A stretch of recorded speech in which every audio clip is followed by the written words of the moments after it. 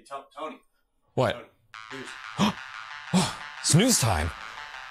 We got updates on that Starbucks arrest in April. Plus, we all have opinions on vaping, but could it be more harmful than smoking? And of course, there's other news. From WHIP, I'm Tony Pearson, and this is your WHIP Weekly News Crackdown.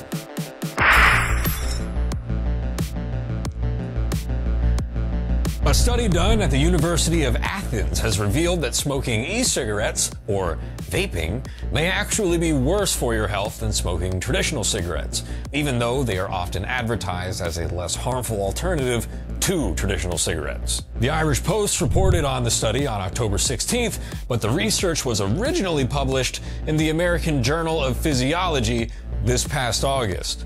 The research group, led by Dr. Konstantinos Glynos, exposed groups of mice to either cigarette smoke or varieties of e-cig vapor to determine both short-term and long-term effects on lung inflammation. E-cig vapor traditionally contains propylene glycol, or PG, nicotine, and flavoring. Of the mice treated with the e-cig vapor, one group was exposed to just PG, another to PG with nicotine, and a third with PG with nicotine and flavor. The study found, unsurprisingly, that cigarette smoke increases the number of infection-fighting cells and inflammation markers found in the lungs. But e-cig vapor containing both nicotine and flavoring often did the same amount of damage, if not more. They concluded that the addition of flavor to e-cig vapor might be responsible for more severe lung damage than traditional cigarette smoke. Now, this wasn't a study of cancer in humans, but it's starting to look like nicotine-infused anything just isn't good for your lungs.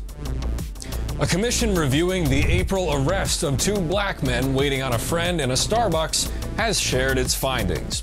And yep, racial bias was a factor. The Police Advisory Commission, according to Philly.com, led an examination into the incident over the past year and found that explicit and implicit racism has profound effects on citizen and police contact. In this case, it contributed to these men's generally normal actions, waiting on a friend before ordering anything at a cafe, being viewed as suspicious or criminal. The arrest, which made national headlines, sparked conversation about racial profiling and bias, and the review's findings were released on Monday. The review found that incorporating anti-racist principles into the operations of the Philadelphia Police Department may prevent future incidents where racial bias is called into question. At the very least, it could prevent incidents like the one in April, where bias made an arrest out of a situation that could have been resolved with simple communication.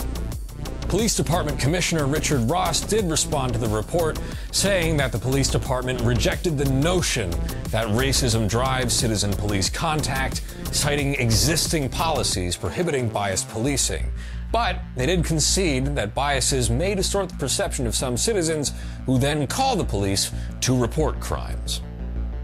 Saudi journalist and Washington Post contributor Jamal Khashoggi is missing and presumed dead under some very shady circumstances.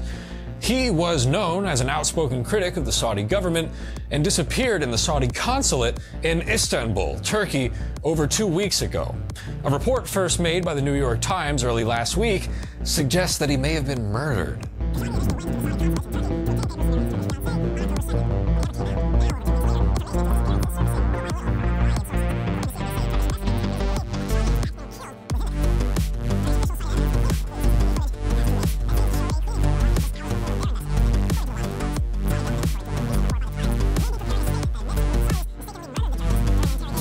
As of filming, though, we're not sure what happened.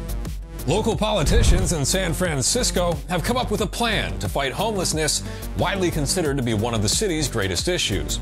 A new tax, dubbed Proposition C, will appear as an option on the November ballot. It imposes a gross receipts tax, or a tax on total revenues on San Francisco companies. In addition to a minimum dollar amount, a 0.26% tax is levied after a business reaches the first $1 million earnings threshold. These taxes present few to no possibilities for deductions, and the money would go to various programs aimed at addressing homelessness. According to the Wall Street Journal, Washington, Nevada, Delaware, Ohio, and Texas already have similar measures in place. Interestingly, the San Francisco mayor, London Breed, a Democrat, does not support the measure on the grounds that it may run businesses out of the city.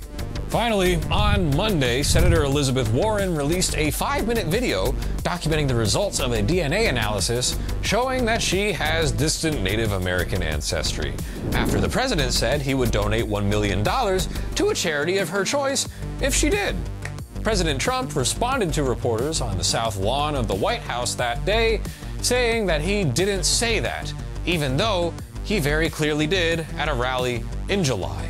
In other words, he just straight up lied. He later went on to dispute the validity of the test. And that's really kind of all there is to that story. And that's really kind of all we have time for today.